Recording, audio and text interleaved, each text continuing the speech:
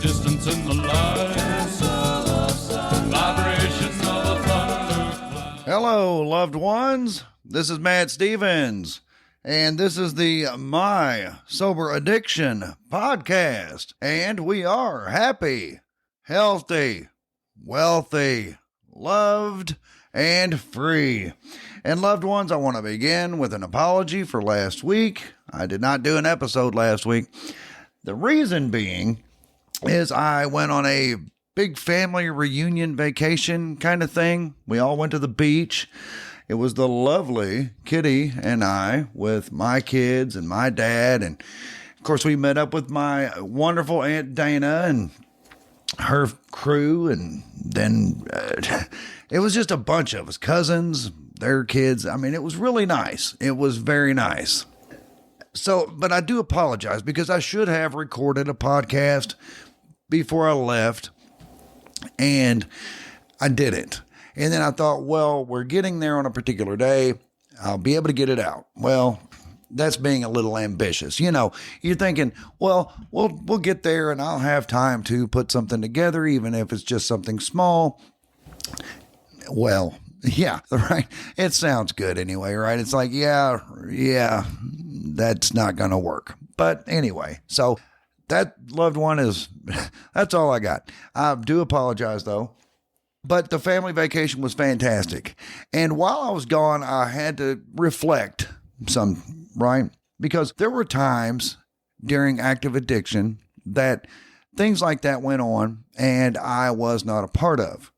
Now, it's for various reasons though, right? For one, you got to have money. You can't just go on vacation without money, right?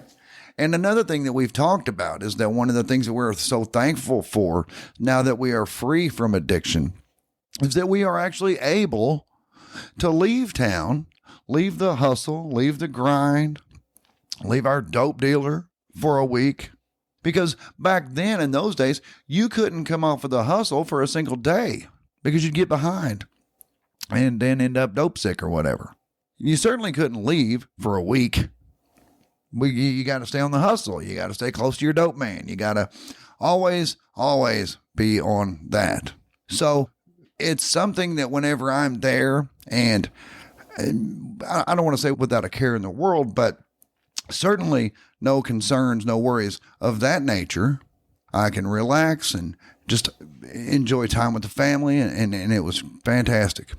But I think back and how there was times when I, for one, wasn't able to do it financially. Also, couldn't get away, as I just said, couldn't get away from the hustle, couldn't get away from the dope dealer long enough to go and do something like that. And then another thing is the family probably didn't trust us at that time to bring along on something like that. In a lot of cases, our family had cut us off, showing us tough love, right? And it wasn't always just because they couldn't trust us around them.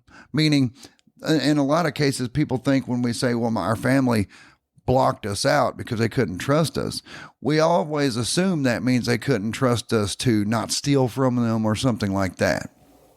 But it wasn't always that. That's not always the reason why they couldn't trust us. The other reason they couldn't trust us was because they couldn't have us bringing that drama and that chaos around them. Right? Especially in a situation like that where you have if you were around, you would have been dope sick and all that entails.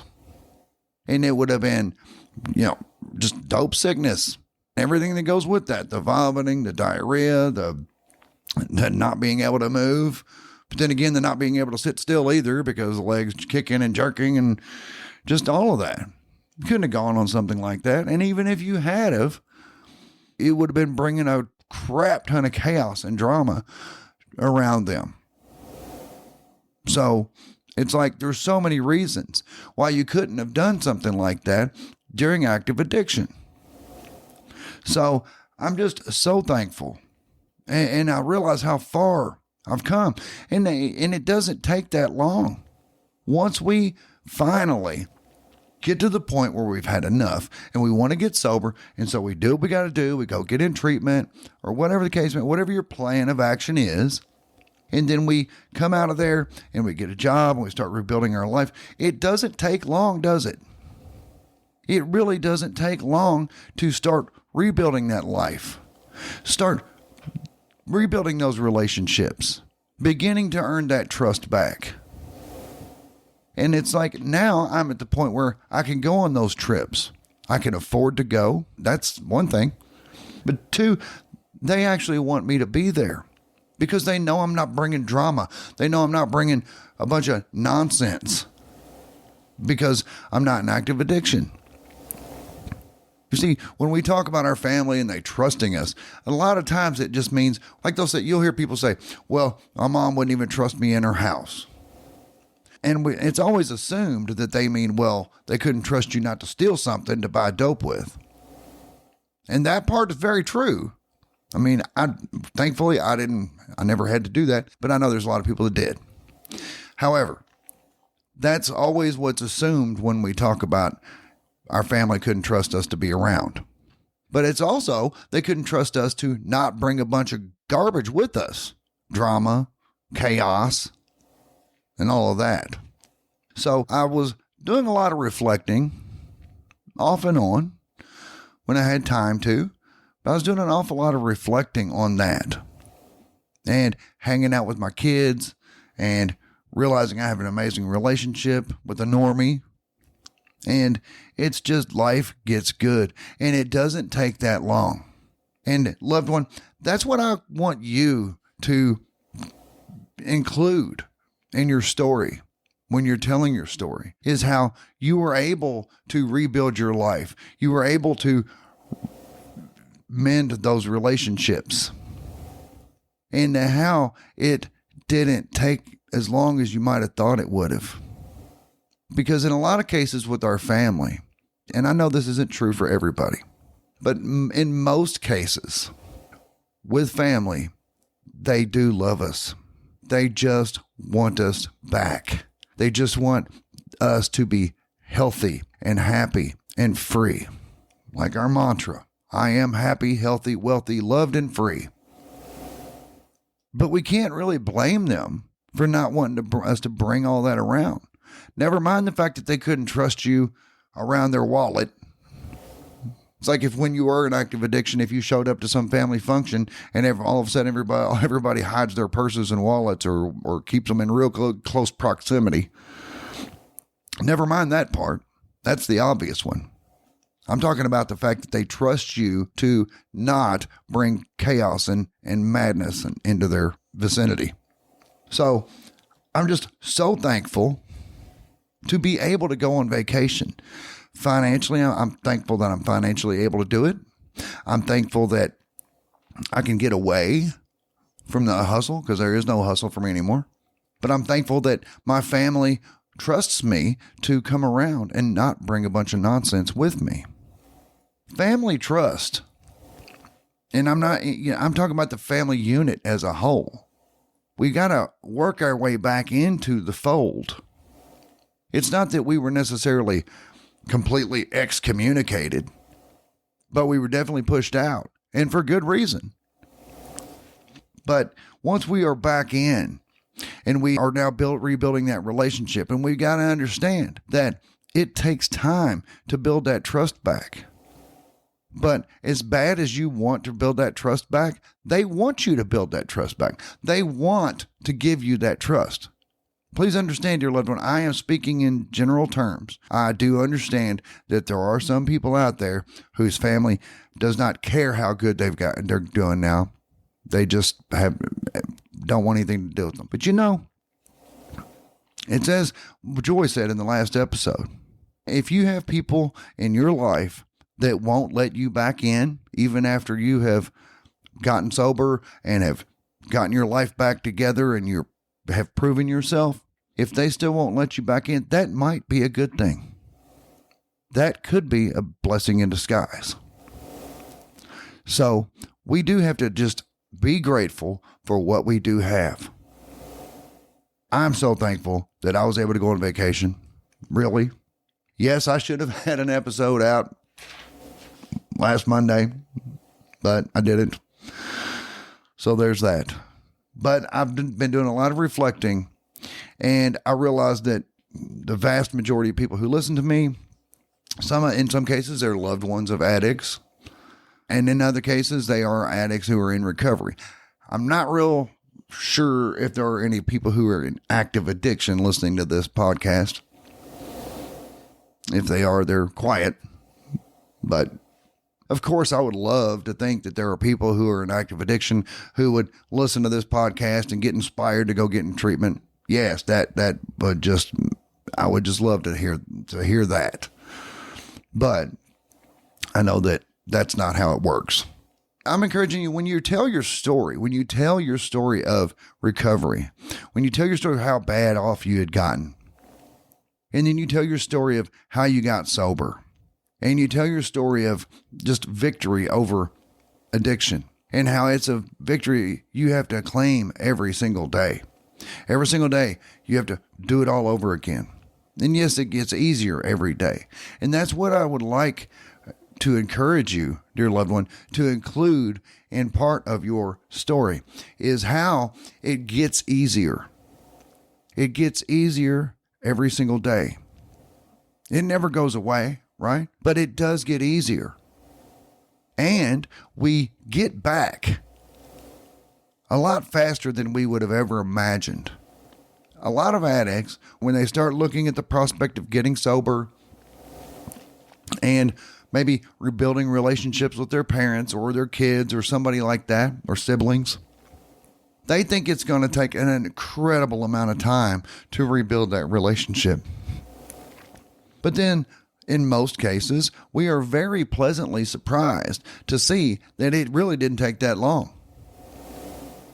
Because once we make that step in that direction, once we begin moving in the direction of our goal, that's when things happen. That's when manifestation happens. That's when things work in our favor. And I'm going to get a little woo-woo on you for a minute. But once we project out into the field what our intention is, my intention is to live a sober life and rebuild relationships and have an amazing life from this point forward. And then begin moving in that direction. You've got to physically move in that direction. I do believe that in Maya, that everything, life is an illusion, that everything is in mind and all of this is illusion.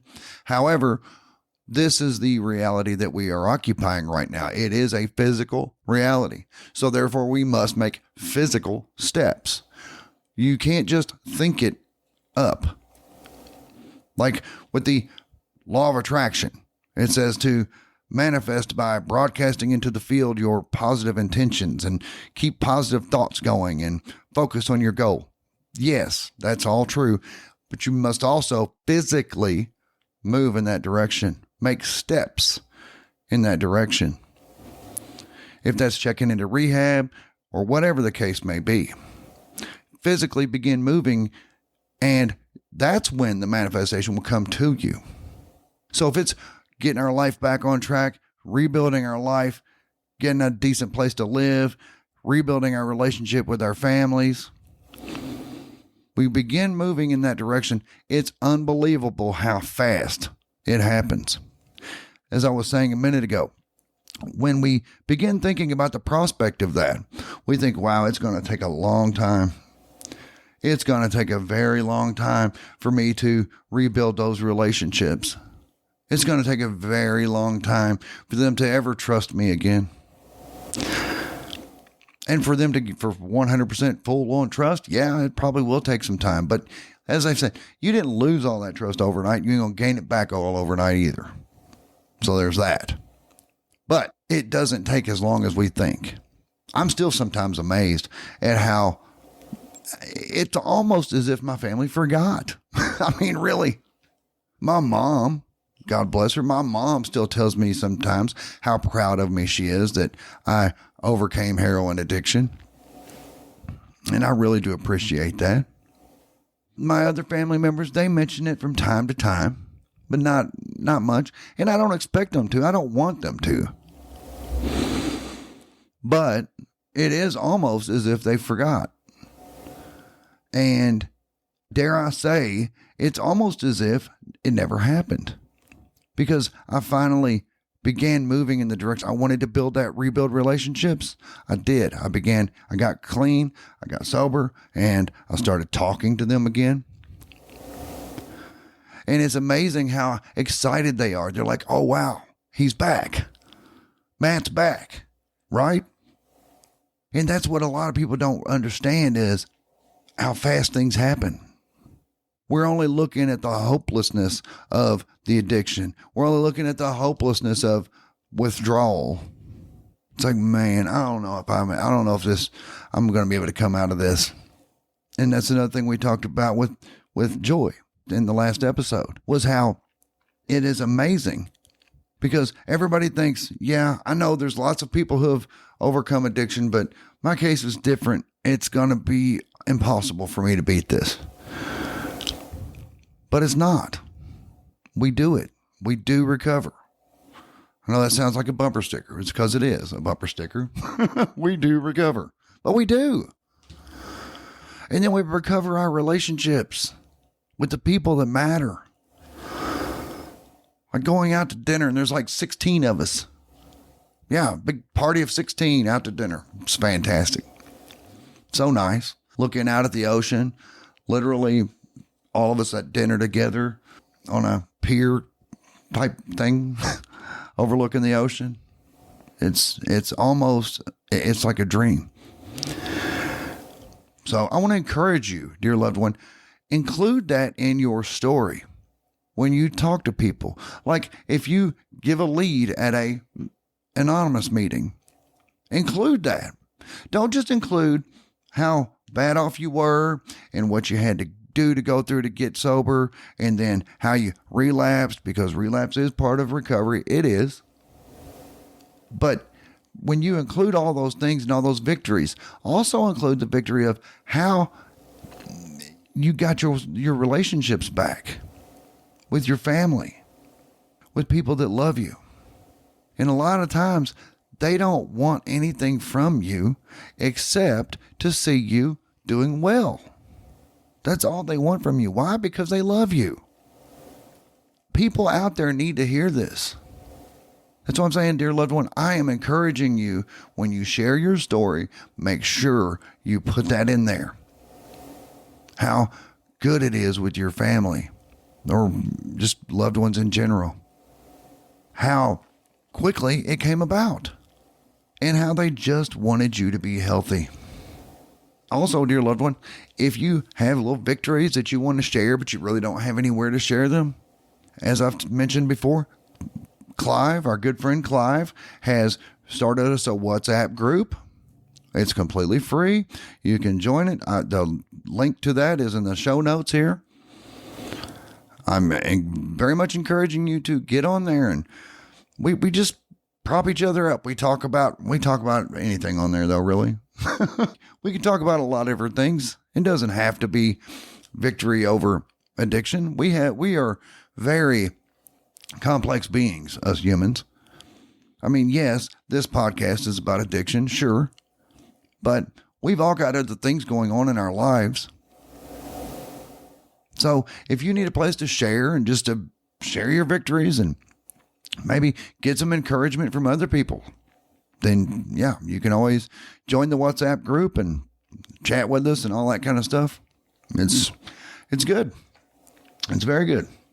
Anyway, dear loved one, yes, while I was off on vacation, I did a lot of reflecting, and I really couldn't wait to get back and do a podcast. Although I know I could have recorded one there, but we stayed pretty busy the whole time. So after I realized I didn't have one out on schedule last week, I was like, well, I guess I probably am just gonna chalk this one off.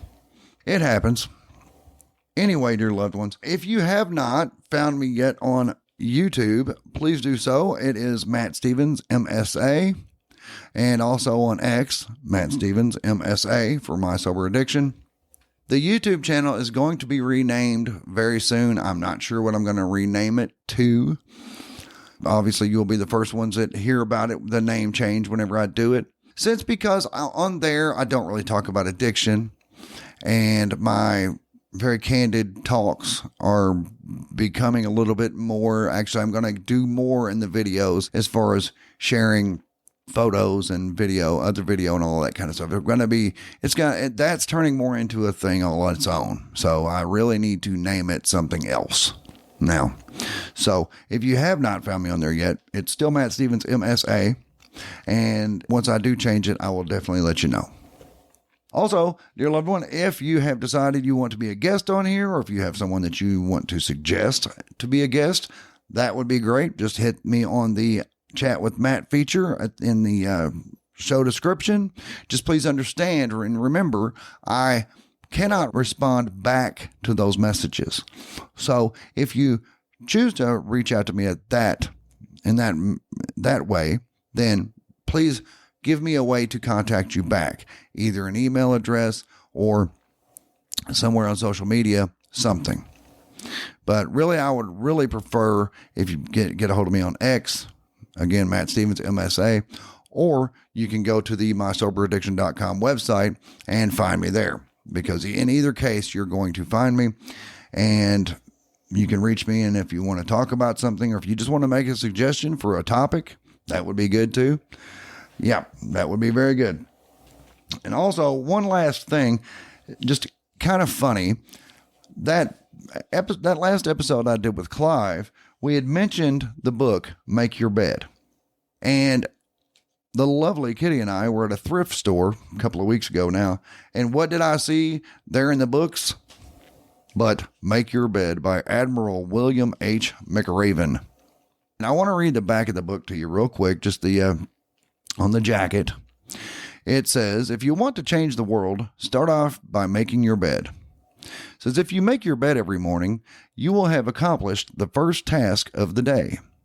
It will give you a small sense of pride, and it will encourage you to do another task, and another, and another. By the end of the day, that one task completed will have turned into many tasks completed. Making your bed will also reinforce the fact that little things in life matter. If you can't do the little things right, you will never do the big things right. And that is from Admiral McRaven's University of Texas commencement speech. So, yeah, I thought it was kind of funny how Clive and I had mentioned this book. And then I was just kind of browsing through some used books, and there it sits. Make Your Bed. So, no, I haven't read it. I probably will. I mean, it's a really quick read, and I probably am going to go ahead and recommend it to you. But either way, just that message on the jacket was pretty good. So anyway, loved ones, that's what I got. I do love you. I truly do. And I will be back directly.